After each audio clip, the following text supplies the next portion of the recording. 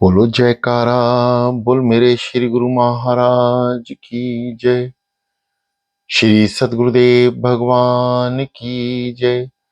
बोलो श्री नंगली निवासी भगवान की जय। बोलो श्री परमहंस दयाल जी महाराज की जय। श्री अद्वैतानंद सच्चिदानंद प्रकाश। कल श्री दादा गुरु महाराज जी के मुखारबिंद से हम शारीरिक वर्णन का अध्ययन कर रहे हैं, ज्ञान प्राप्त कर रहे हैं। ये सभी तरह का इंद्रिय ज्ञान, शारीरिक ज्ञान, मानसिक, हृदय, मस्तिष्क, शरीर के हर एक अंग का ज्ञान श्री दादा गुरु महाराज जी के मुखारबिंद से हम सुन रहे हैं। आगे एक रोज इरशाद हुआ कि क्रोध से यही 8 चीजें पैदा होती हैं। बगैर जाने यानी पहले, बगैर जाने एव करना यानी पहला, बगैर जाने एव को रह कहना यानी चुगली खाना। दूसरा, बिन विचारे और जबरन किसी की औरत से बदफेली यानी कुकर्म करना। तीसरा, दगा से मारना। चौथा, कीना करना और दूसरे को अजामत को ना सहना। पांचवा, किसी के हुनर में ऐब लगाना यानी औसाफ यानी गुणों को नक्स रखना, नक्स यानी दुर्गुण समझना। छठा, अर्थ को चुराना, ख्वावा, ख्वाब अर्थना यानी चाहे, जो चीज देने के काबिल है उसको ना देना। सातवां, सख्त जवाबी से गुफ्तगू करना। आठवां, डंडे से ताड़ना करना। इसमें अखिरुज्जलिस यानी अंतिम 3 चीजें ज्यादा जुबून यानी बुरी हैं। आगे एक रोज इरशाद हुआ कि जब मर्जी के मुताबिक काम नहीं होता तो गुस्सा आता है।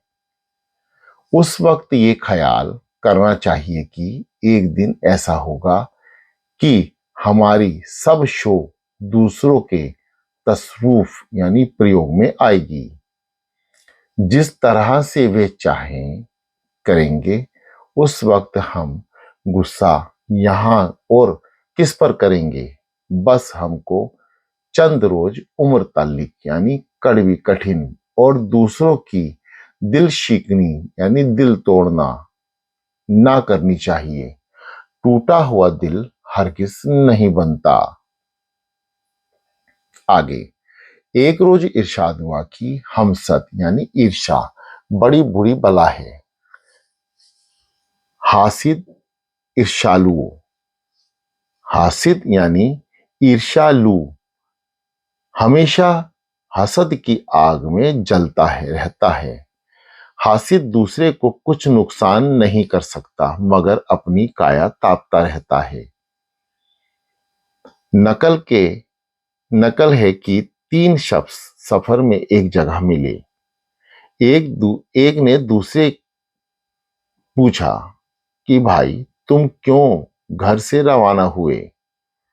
उसने जवाब दिया कि हमारे गांव में एक दौलतमंद और रुतबा वाला शख्स है। उसकी बड़ाई और खुशहाली देखकर मेरा ऐसा जी चाहता है कि मैं मजबूर होकर गांव से निकल आया हूं।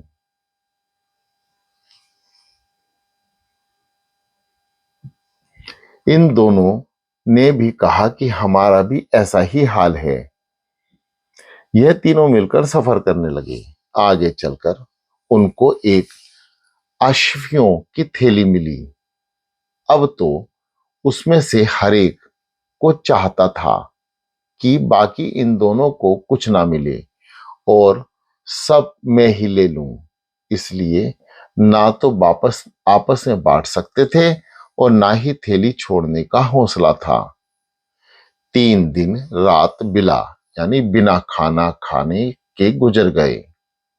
इत्तफाकन उधर से बादशाह की सवारी निकली और तीनों को बैठे देखकर पूछा, तुम कौन हो, क्या कर रहे हो, कैसे बैठे हो।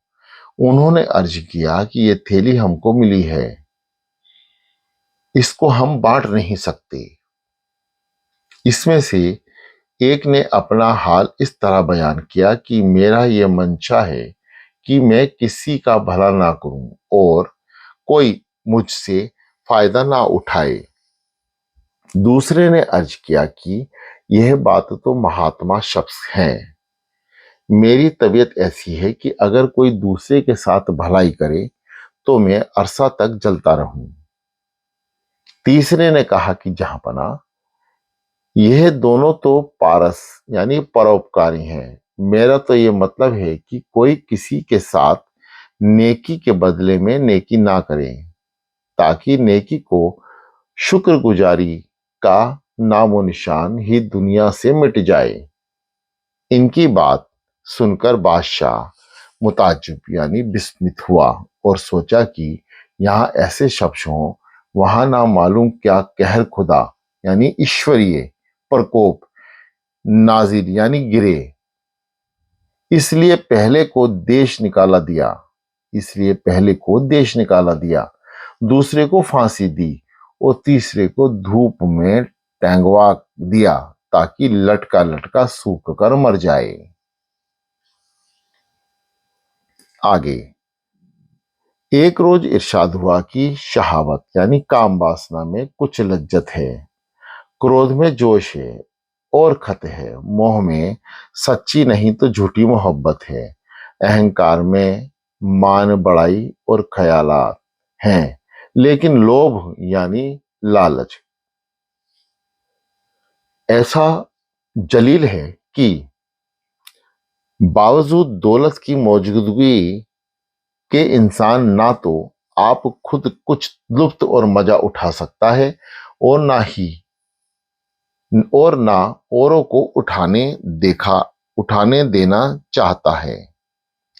लालच इंसान को हर फरोदोश बशर की नजरों में बहुत ही हरीक यानी तुच्छ और नीच बना देती है। अगर गौर से देखा जावे तो लालच की इन बाकी चारों की जड़ है, यानी लालच ही इन बाकी चारों की जड़ है। आगे,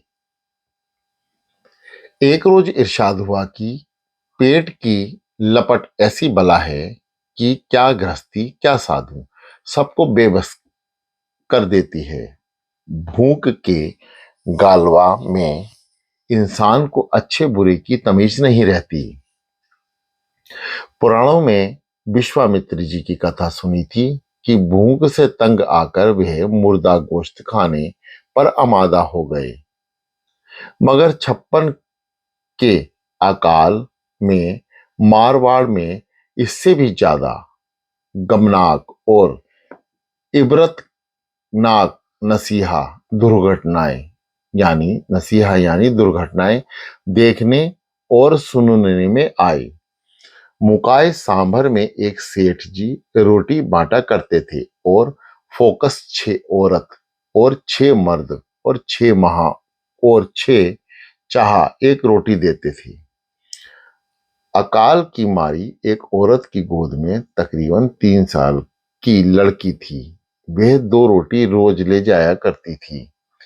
कजाए इलाही यानी ईश्वरीय प्रकोप से ये लड़की मर गई और उसकी मां ने यह सोचा कि अगर इसको दफन कर दूं तो या जला दूं तो सिर्फ एक रोटी मुझको मिला करेगी। इसलिए उसकी मौत का हाल किसी पर जाहिर ना किया और रोटी लेने के वक्त उस लाश को छाती से लगा कर ले आती थी और 2 रोटी मांग कर ले जाती थी। इसी तरह पर कई दिन उसने ऐसा ही किया। आखिर को वे लाश बिल्कुल सड़ गई। बहुत तफुअन यानी मुर्दागंध शुरू हुआ तो देखभाल शुरू हुई। उस वक्त इसका पता लगा और औरत ने लड़की के कई दिनों पेशतार मरने का हाल कहा। सेठ जी ने यह हाल मालूम करके उस लड़की की लाश जलवा दी और उस औरत को 4 रोटी रोज मुकर्रर कर दी। लेकिन लोभ यानी लालच ऐसी बुरी बला है कि इंसान इसके फायदे में फंसकर अपना भी पेट काटने पर उतारू हो जाता है और दूसरे को देना तो दरकिनार अपने खाने पीने का भी नहीं रहता।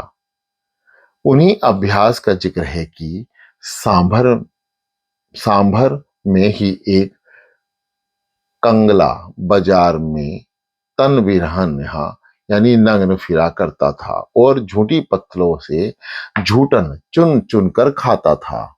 एक दिन बाजार में बैठा था कि कुत्ता उसकी कोई चीज लेकर भागा। भूख और फका यानी उपवास से ऐसा कमजोर हो गया था कि कुत्ते का ताकुब यानी पीछा ना कर सका, लेकिन चीखने लगा कि हाय, कुकर महारी बाटी ले गयो, और जमीन पर लौटने और सिर माथा कूटने लगा। बहुत से आदमी जमा हो गए और उससे कहा कि रोता क्यों है, चल हम तुमको भर पेट रोटी खिलावेंगे। बाटी ले गया और ले जाने दो। मगर इन बातों से उसकी ठांडस ना बंधी। अब उसको बहुत बेकल देखा तो एक शख्स ने कहा कि अरे सच बता, बाटी थी या कुछ था? उसने जवाब दिया कि महाराज, बाटियां अरशियां से भरी थी। फिर तो लोग चारों तरफ दौड़े। आखिर धान मंडी में कुत्तों को जा लिया और घेर बांधकर चीज उठाई। बहुत ही मेले से सड़े कपड़े में 4 बाटियां बंधी हुई थी। जब उसको पास लाए तो उसने उसको लेकर छाती से लगा लिया। ये बाटियां ऐसी सख्त हो गई थी कि पत्थर की जमो यानी चोट से तोड़ी तो हर एक बाटी के अंदर से अश्वियां निकलेंगी। तमाम आदमी उसकी हालात देखकर तजुब करने लगे और गिरे निगरानी यानी संरक्षण में रख दिया कि कोई शख्स इसको मारकर अशर्फियां ना ले जाए। आगे एक रोज इरशाद हुआ कि अहंकार में तमाम संसार फंसा हुआ है। जीव की 5 अवस्थाएं जागृत, स्वप्न, सुष्मिता, तुरिया और तुर्यातीत, और इसकी 5 ध्येय स्थूल, सूक्ष्म, कारण, महाकारण और कैव्यल, यह सब अहंकार के बंधन के कारण हैं। स्थूल देह का अभिमानी अपने को बड़ा बुद्धिमान समझता है और तमाम कला कौशल का प्रकाश और सबका ज्ञान बन जाता है। मगर जब जीव स्वप्न अवस्था में प्रवेश करता है तो अकलमंद आदमी भी मूर्ख और अज्ञानियों जैसे काम करता है, जिसे अल्प बुद्धि वाला पुरुष भी घृणा करता है। तमाम विद्या और धन के अभिमानियों का विचार करना चाहिए कि जब उनकी जड़ यानी विद्या और धन का दूसरी ही अवस्था में नाश हो जाता है तो तीसरी और चौथी अवस्था में उनकी क्या गति होगी। जैसे जागृत अवस्था का अहंकार असक्त है, वैसे ही स्वप्न अवस्था की तमाम सामग्रियों और उनका अहंकार मिथ्या है। इसी तरह तमाम तमाम अवस्थाओं के पदार्थ और अहंकार मिथ्या हैं। इन 5 शरीरों के परे छठा परमहंस स्वरूप है, जिससे प्राप्त होकर अहंकार नष्ट होता है और जीव अपने यथार्थ स्वरूप को प्राप्त होता है। आगे एक रोज इरशाद हुआ कि राजा, ब्राह्मण और टकसाली मूर्ख यानी साधु, इनको ज्ञान मुश्किल से होता है। राजा तो अपने को देश और मुल्क का राजा और सिरताज समझता है और उसका अहंकार और मद उसको होता है। इसलिए दूसरे की बात मानने में अपनी हतक यानी अपमान समझता है और मन के मुआफिक बरताना चाहता है। किसी की रोक टोक और मुदाखलत यानी हस्तक्षेप मंजरे खातिर नहीं होता। और ब्राह्मण अपने को कौम का राजा और सिरताज समझते हैं और अपने से बड़ा किसी को मानने में अपनी तौहीन समझते हैं।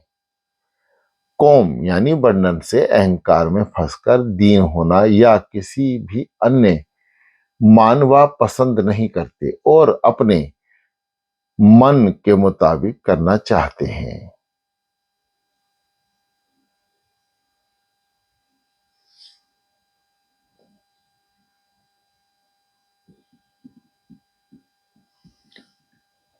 टकसाली मूरत यानी भेषधारी साधु भी किसी की शिक्षा सुनने और उपदेश कबूल करने को तैयार नहीं होते।